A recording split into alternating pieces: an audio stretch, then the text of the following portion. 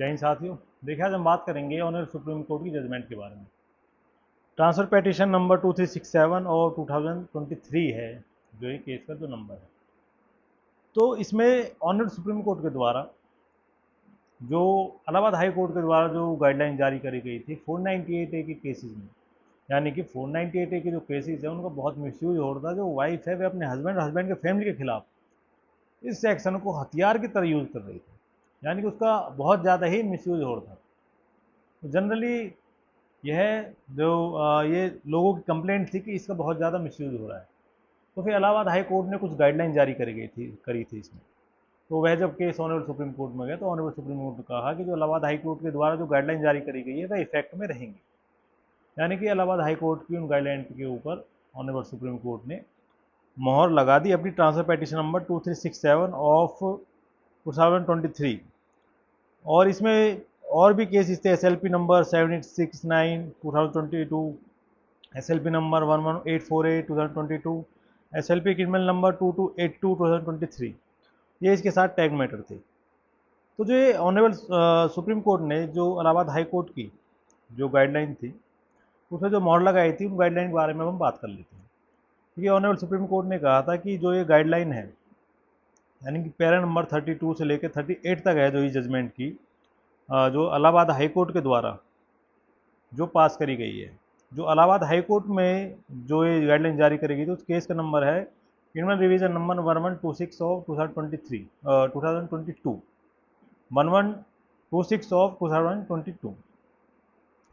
तो फिर इसमें जो गाइडलाइन जारी करी गई, जो डायरेक्शन दी थी इलाहाबाद हाई कोर्ट के द्वारा, उनकी हम बात कर लेते हैं। ये पैरा नंबर स्टार्ट है आपकी, ये जो गाइडलाइन है वैसे 32 से स्टार्ट है, लेकिन जो क्लियरली जो इसमें डायरेक्शन दी गई है वह 35 में दी गई है। इसके अंदर ये कहा गया है नंबर 1 कि जैसे ही कंप्लेंट होगी या फिर FIR होगी 498 की केस में, यानी जो क्रुएल्टी करी जाती है हस्बैंड या हस्बैंड के रिलेटिव्स के द्वारा वाइफ के खिलाफ, तो उसमें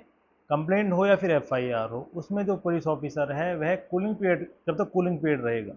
कूलिंग पीरियड रहेगा 2 महीने का, तो उसमें जो पुलिस ऑफिसर है वह किसी भी अक्यूज पर्सन को गिरफ्तार नहीं करेंगे, यानी कि किसी की भी गिरफ्तारी उसमें नहीं होगी जब तक कूलिंग पीरियड है 2 महीने का। क्योंकि जो 2 महीने कूलिंग पीरियड है उसमें जो तुरंत कंप्लेंट FIR होने के बाद फैमिली वेलफेयर कमेटी को सौंप दी जाएगी और उसमें जो फैसला आएगा 2 महीने पूरे होने के बाद, उसके बाद ही पुलिस जो अपना जो कार्रवाई करेगी वह कर सकती है। और इसमें यह नहीं कि हमें 498A के साथ जो हीनियस क्राइम्स है 307 का है या फिर और भी जो हीनियस क्राइम है उसमें यह फैमिली वेलफेयर कमेटी को यह केस नहीं सौंपा जाएगा। तो इसमें जो बताया हुआ है कि कंप्लेंट और FIR होने के बाद कोई एक्शन नहीं लिया जाएगा जब तक कूलिंग पीरियड है 2 महीने का, तब तक। और जो कूलिंग पीरियड है इसके दौरान जो FIR कंप्लेंट होगी वह फैमिली वेलफेयर कमेटी को जो हर एक डिस्ट्रिक्ट में होगा उसको सौंप दी जाएगी। उसमें इनका देखा जाएगा इनका आपस में सेटलमेंट होता है कि नहीं होता। जो every district cell have at least 1 और मोर फैमिली वेलफेयर कमेटी, जो एवरी डिस्ट्रिक्ट है उसमें एक से ज़्यादा फैमिली वेलफेयर कमेटी होगी, जो भी डिपेंड करेगा उसकी जियोग्राफिकल साइज या पॉपुलेशन के ऊपर वो डिस्ट्रिक्ट में under district legal aid service authority तो डिसाइड करेंगे वहाँ जो उसकी पॉपुलेशन है उस डिस्ट्रिक्ट की, उसके ऊपर वह डिपेंड होगा कि कितनी वहाँ पे फैमिली वेलफेयर कमेटी बनानी है। और इसकी जो कॉन्स्टिट्यूशन है और फंक्शन है यह रिव्यू करे जाएंगे by the district and session जज, प्रिंसिपल जज और family court of that district. तो फैमिली कोर्ट या फिर डिस्ट्रिक्ट एंड सेशन जज, प्रिंसिपल जज के द्वारा वह इनकी जो कॉन्स्टिट्यूशन और फंक्शन है वे रिव्यू करे जाएंगे। तो इसमें जो फैमिली वेलफेयर कमेटी है उसमें जो मेंबर्स है वे बताए जा रहे हैं, उनके बारे में बताया हुआ है कौन कौन इसका मेंबर बन सकता है। A young mediator from mediation centre of district, और यंग एडवोकेट, कोई यंग एडवोकेट जिसकी प्रैक्टिस 5 ईयर्स तक है, या फिर कोई senior most student of 5 year, तो लास्ट ईयर में 5th ईयर में जो लॉ स्टूडेंट है जो कि जिस किसी यूनिवर्सिटी में हो, गवर्नमेंट लॉ कॉलेज में हो या फिर स्टेट यूनिवर्सिटी में हो, या फिर NLUs having good academic track record and who is public spirited young man, और इसमें बताया हुआ है कि कोई वेल रिकॉग्नाइज सोशल वर्कर हो डिस्ट्रिक्ट का, इसका पुराना रिकॉर्ड अच्छा हो, कोई या फिर कोई रिटायर्ड जज ऑफिसर हो रिजाइडिंग इन और near by district who can devote time for the object of proceeding, या फिर कोई या फिर एजुकेटेड वाइफ्स हो जुडिशियल एडमिनिस्ट्रेटिव ऑफिसर्स की डिस्ट्रिक्ट की। और जो members of family welfare committee है उनको never be called as a witness, वो कभी विटनेस के तौर पर नहीं बुलाया जाएगा। और जो भी 498A के जो केसेस है या फिर अदर अलग सेक्शंस है मेंशन है जो जो अभी बताया था मैंने आपको ऊपर, उसमें तुरंत फैमिली वेलफेयर कमेटी को सौंप दी जाएगी जो कि एफआईआर होने के बाद बाय द कंसर्न मजिस्ट्रेट। और उस कंप्लेंट जो फैमिली वेलफेयर कमेटी है जैसे उसके पास वो पहुंचेगी, वह जो उसके कंप्लेंट है या फिर एफआईआर होती है उसके पास फैमिली वेलफेयर कमेटी को जो पहुंचती है कि हाँ भी यह केस है, ये ऐसे ऐसे रजिस्टर हुआ है, तो इसमें जो कमेटी है समन करेगी कंटेस्टिंग पार्टीज है along with their 4 senior elderly person, यानी कि जो कंटेस्टिंग पार्टी है उनको समन करेगी और उनके साथ जो 4 एल्डरली पर्सन हैं, सीनियर एल्डरली पर्सन हैं, उनको भी बुलाया जाएगा। क्योंकि देखिए बड़े लोगों का, जो परिवार में जो बड़े लोग होते हैं उनको बहुत महत्व होता है, तो उनमें बैठ के बात होगी तो हो सकता है उनको सेटल डाउन हो जाए उनके आपस में। जो उन ईगो क्लैश होता है, बहुत से केसेस होते हैं वो ईगो क्लैश के होते हैं और उसमें आपस में इतनी सारी एफआईआर हो जाती है, तो फिर हो सकता है उनके आपस में सेटल डाउन हो जाए। इस वजह से सीनियर मोस्ट मेंबर है उनके फैमिली के, मैक्सिमम वो 4 होने चाहिए, उनको बुलाया जा सकता है, उनको बुलाया जाएगा और उनसे विचार विमर्श किया जाएगा मेंबर्स के, और जो उन सबको बिठा के और उसको सेटल करने के लिए, उनको जो मैटर सेटल करने के लिए। उसके बाद जैसे ही जब उनका विचार विमर्श हो जाएगा, प्रॉपर डेलिब्रेशन हो जाएगा उस कमेटी का, तो एक रिपोर्ट तैयार करी जाएगी उनके द्वारा जो कि रेफर करी जाएगी कंसर्न मजिस्ट्रेट को, पुलिस अथॉरिटीज़ को,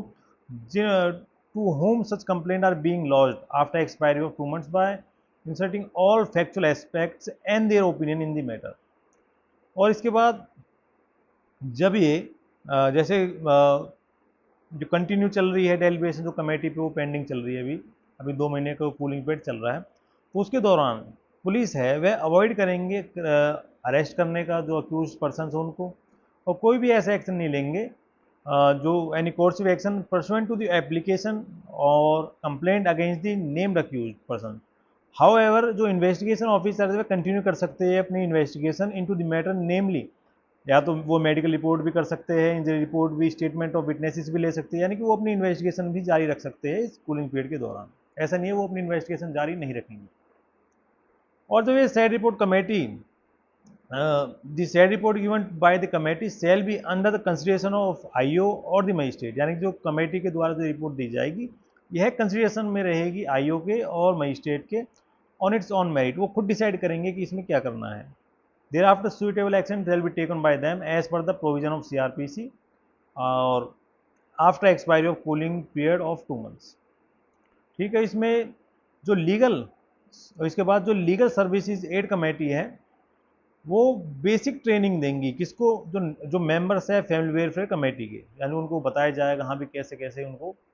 मैटर सेटल डाउन करना है। एक बेसिक ट्रेनिंग जरूरी है देनी जिससे कि उनके जो केसेस है वह आराम से सेटल डाउन हो। और इसमें जो फीस रहेगी, भाई जो मेंबर्स जो बनाए गए हैं वैसे तो नोबल वर्क है, लेकिन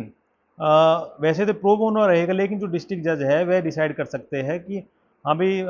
बेसिक मिनिमम ऑनरेरियम वो फिक्स कर सकता है डिस्ट्रिक्ट एंड सेशन जज ऑफ एवरी डिस्ट्रिक्ट। तो इन्वेस्टिगेशन जो करी जाएगी इस तरह की फैमिली मैट्रिमोनियल डिस्प्यूट्स में, कंप्लेन में, तो जो आईओ रहेगा उसकी भी एक बेसिक ट्रेनिंग करवाई जाएगी इस तरह के केसेस को कैसे डील करना है उसको।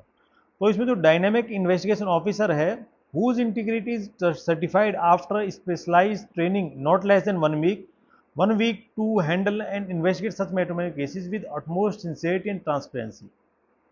और जब सेटलमेंट इनका हो जाएगा, सेटलमेंट होने के बाद तो डिस्ट्रिक्ट एंड सेशन जज है and other senior judicial officer nominated by him in the district to dispose of the proceeding including closing of the criminal case। तो डिस्ट्रिक्ट कोर्ट के पास है वह जो सेटलमेंट हो जाएगा तो वह उसको डिस्पोज कर सकते हैं, तो खुद कर सकते हैं, उनके द्वारा जो नॉमिनेट करे गए हैं जुडिशियल ऑफिसर तो इन क्रिमिनल केसेस को वह डिस्पोज कर सकते हैं, ख़त्म कर सकते हैं। तो इसमें दोबारा दोहराया गया है कि it is made clear that after lodging the FIR or complaint without exhausting the cooling period of 2 months, no arrest or coercive action shall be taken against the husband or his family members in order to derail the proceeding before the family welfare committee। यानी कि तो FIR complaint होगी तो cooling period के अंदर किसी भी husband के किसी भी मेंबर को फैमिली मेंबर को अरेस्ट नहीं किया जाएगा, ना ही उनको अरेस्ट के लिए परेशान किया जाएगा। तो यह इलाहाबाद हाई कोर्ट की जो जजमेंट है 13/6/2022 की यह जजमेंट है। इसको ऑनरेबल सुप्रीम कोर्ट ने कहा है कि ये गाइडलाइन जो जारी करी गई थी यह इफेक्ट में रहेंगी, और यह ऑनरेबल सुप्रीम कोर्ट ने 22 जुलाई 2025 को कहा था, यानी कि रिसेंट जजमेंट है। थैंक यू, आपका बहुत बहुत धन्यवाद इसको सुनने के लिए।